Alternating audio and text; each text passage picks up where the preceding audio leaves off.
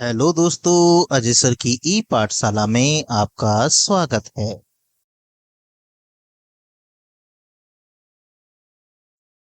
आज हम परिमेय संख्याओं पर संक्रियाएं तथा गुणधर्म के बारे में जानेंगे। परिमेय संख्याओं पर जोड़ना, घटाना, गुणा और भाग के किस प्रकार से नियम लागू होते हैं, हम सबसे पहले इनके विषय में जानेंगे। चलिए वीडियो को शुरू करते हैं।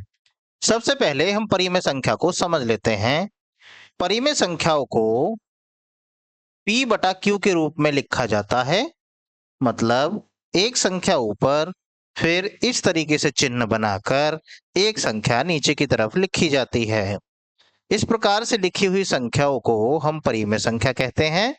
और ऊपर वाली जो संख्या होती है ये संख्या पूर्णांक होती है और नीचे वाली जो संख्या होती है ये भी एक पूर्णांक होता है। लेकिन यहाँ शर्त ये होती है कि नीचे वाली जो संख्या है Q ये कभी भी 0 नहीं होनी चाहिए। यहाँ ये शर्त होती है। ऊपर वाली संख्या भी पूर्णांक होता है, ऊपर कुछ भी हो सकता है। पूर्णांक से मेरा मतलब है कि यहाँ माइनस वाली संख्या भी हो सकती है, 0 भी हो सकता है और प्लस वाली संख्या भी हो सकती हैं। अब दूसरे शब्दों में इसे हम कहते हैं अंश। ऊपर वाली संख्या को अंश कहा जाता है और नीचे वाली संख्या को कहा जाता है हर। ऊपर वाली को अंश, नीचे वाली को हर। और अंश बटा हर अगर मिल जाए आपस में, अंश बटा हर, इस तरीके से लिखी हुई संख्याएं जो होती हैं इनको हम भिन्न भी कहते हैं। लेकिन भिन्न और परिमेय संख्याओं में अंतर होता है। भिन्न जो होती हैं वो धनात्मक होती हैं, लेकिन परिमेय संख्याएं जो हैं वो धनात्मक और ऋणात्मक दोनों हो सकती हैं। इस बात का ध्यान रखेंगे। जैसे 1/2 ये एक परिमेय संख्या है, 3/4 ये भी एक परिमेय संख्या है, 5/6 ये भी एक परिमेय संख्या है। इस प्रकार से जो संख्याएं लिखी जा रही हैं ये परिमेय संख्याएं हैं। चूंकि इनके चिन्ह धनात्मक हैं, इस भिन्न का चिन्ह, इस परिमेय संख्या का चिन्ह धनात्मक है, तो हम इनको भिन्न भी कह सकते हैं। लेकिन जैसे ही इनका चिन्ह माइनस में आ जाएगा तब इनको भिन्न नहीं कहा जाएगा। ये बात ध्यान रखने की है। आइए आगे चलते हैं। परिमेय संख्याओं में ये ऊपर की तरफ जो संख्या लिखी हुई है, मैंने अभी आपको बताया, ये कहलाती है हमारी अंश। और नीचे वाली जो संख्या है इसे हम कहते हैं हर। जो बातें मैंने अभी आपको समझाई थी इसमें वही सब बातें बताई गई हैं।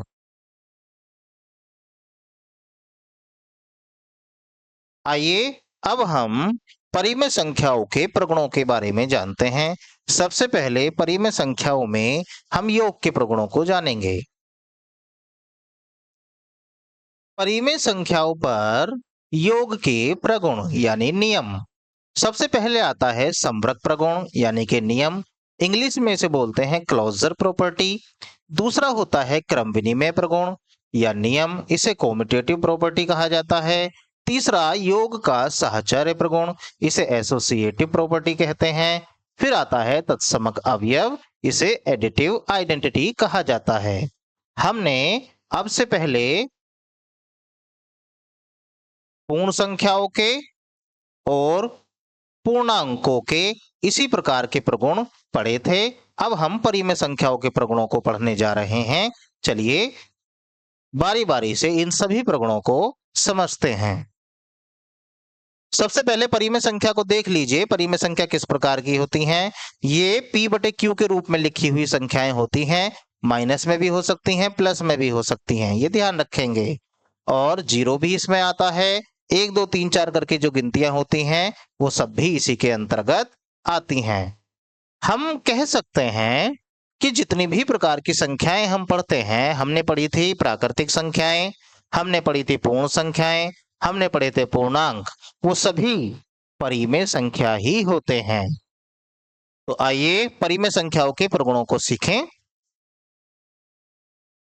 परिमेय संख्याओं पर योग के प्रगुण या नियम सबसे पहले आता है संवरक प्रगुण या नियम।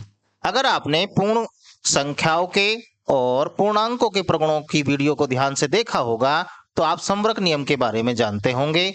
संवरक नियम का मतलब होता है कि हमें परिमेय संख्याओं में कोई दो परिमेय संख्याएं लेनी है और उन दोनों परिमेय संख्याओं को जोड़ने के बाद जो हमारा आंसर आएगा अगर वो भी परिमेय संख्या आई तो हम कह सकते हैं यह परिमेय संख्याओं में संवरक नियम लागू होता है। आइए हम कुछ एग्जाम्पल से इस नियम को देखते हैं, क्या ये परिमेय संख्या आती हैं या नहीं। मानकर चलिए a का मान हमारे पास है 1/2 और b का मान हमारे पास है 1/3। अब 1/2 और 1/3 को अगर जोड़ा जाएगा, जोड़ने के बाद जो हमारा आंसर आएगा अगर वो भी परिमेय संख्या आई तो हम कह सकते हैं यहां संवरक नियम लागू हो रहा है। चलिए जोड़कर देखते हैं। a + b मतलब 1/2 में जोड़ देंगे 1/3। अब जोड़ने का नियम आपको पता होगा, या तो इनके हरों को एक जैसा बनाते हैं, नहीं तो तिरछी गुणा करके इनको जोड़ा जाता है। 3 की इधर गुणा करेंगे 1 में तो 3 एकम हो जाएगा 3। ऐसे ही 2 की गुणा करेंगे इस तरफ तो 2 एकम हो जाएगा 2 और नीचे इनकी आपस में गुणा कर दी जाएगी 3 की 2 के साथ, 3 दूनी 6। आइए जोड़ते हैं। 3 और 2 मिलके हो जाते हैं 5/6। अब ध्यान से देखिए ये तो p/q के रूप में आए हैं, इसका मतलब ये तो परिमेय संख्या है। अगर ये परिमेय संख्या है तो इसका मतलब परिमेय संख्याओं में दो परिमेय संख्या को जोड़ देने के बाद तीसरी जो संख्या आती है वो भी परिमेय संख्या आती है। तो हम कह सकते हैं कि परिमेय संख्याओं में संवरक नियम लागू होता है। जब दो परिमेय संख्याओं को जोड़ा जाता है तो योगफल सदैव परिमेय संख्या ही होता है। यही योग का संवरक नियम है। आइए अगला नियम देखते हैं। अगला नियम हमारे पास क्या है? परिमेय संख्याओं पर योग के प्रगुण और नियम के अंतर्गत अब हम देखेंगे क्रम विनिमय प्रगुण या फिर नियम। क्रम विनिमय नियम क्या होता है? इसमें दो संख्याएं ली जाती हैं, दोनों संख्याओं को क्रम बदल बदल कर जोड़कर चेक किया जाता है क्या आंसर एक जैसा आ रहा है या फिर नहीं। जैसे आइए जो एग्जाम्पल हमने अभी पीछे किया था उसी को देखते हैं। मानकर चलिए a हमारे पास है 1/2 और b हमने ले लिया 1/3। इन्हें जोड़कर देखते हैं। पहले a के साथ b को जोड़ेंगे, a के साथ b को जोड़ेंगे तो 1/2 और 1/3 इस तरीके से जोड़ के चिन्ह के साथ आ जाएंगे। 3 की इधर गुणा हो जाएगी, 2 की इधर गुणा हो जाएगी तो 3 एकम 3, 2 एकम 2 और नीचे 3 दूनी 6 जोड़ेंगे तो यह आएगा 5/6। आइए अब b + a करके देखते हैं। मतलब 1/3 को पहले लिख लेते हैं और 1/2 को बाद में लिखते हैं। चलिए इसे भी देखते हैं। फिर से वही तरीका लगाएंगे। 2 की गुणा इधर कर देंगे, 2 एकम 2, 3 की गुणा इधर कर देंगे, 3 एकम 3 और इन दोनों की नीचे आपस में गुणा कर देंगे, 3 दूनी 6। 2 में 3 जुड़ेगा तो आएगा 5 और नीचे आएगा 6। मतलब हमने a के साथ b को जोड़ा, फिर b के साथ a को जोड़ा और दोनों तरफ से आंसर बराबर आया। तो इसका मतलब हुआ कि परिमेय संख्याओं में क्रम विनिमय नियम लागू होता है। दो परिमेय संख्या के योग पर संख्याओं के क्रम का कोई प्रभाव नहीं पड़ता, यही योग का क्रम विनिमय नियम है।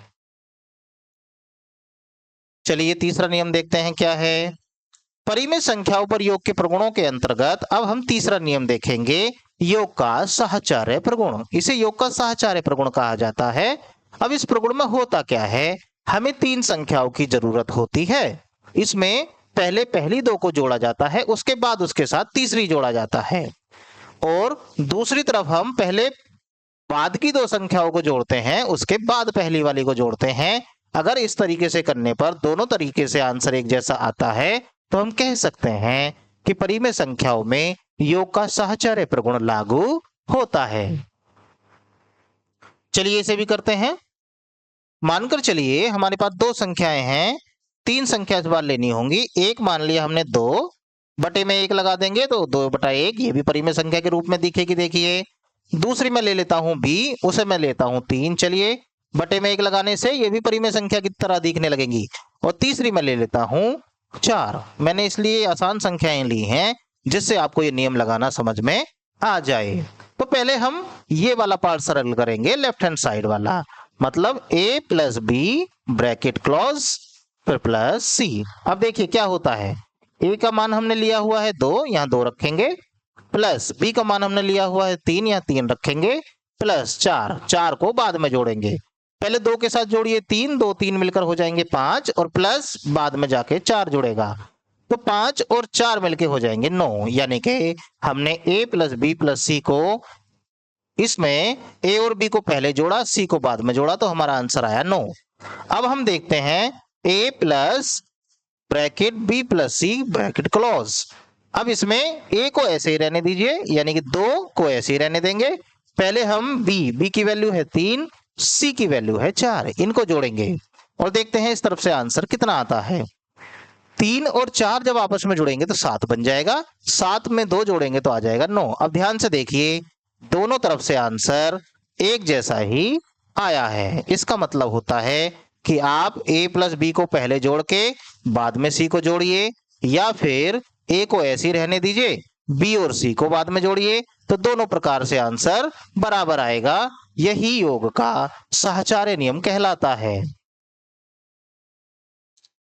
3 परिमेय संख्या को जोड़ते समय किन्हीं 2 को पहले जोड़ने से योग में कोई अंतर नहीं आता, यही योग का साहचर्य नियम है।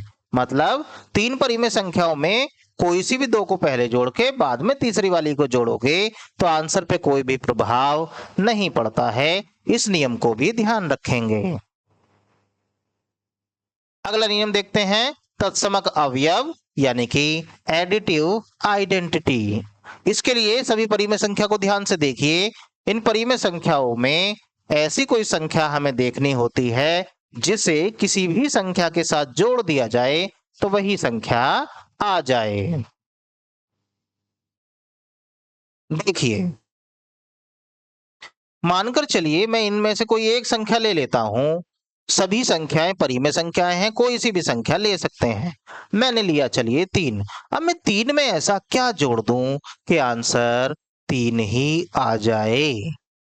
तो ऐसी इस परिमेय संख्याओं में हमें एक संख्या नजर आ रही है, वो है 0। मतलब इन परिमेय संख्याओं में 0 को अगर जोड़ दिया जाए तो आंसर वही संख्या आ जाती है। तो यहां ध्यान दीजिए, 0 एक ऐसी संख्या है जिसे किसी भी संख्या के साथ जोड़ देने से आंसर वही संख्या आती है। तो हम 0 को परिमेय संख्याओं में योग का तत्समक अवयव कहते हैं।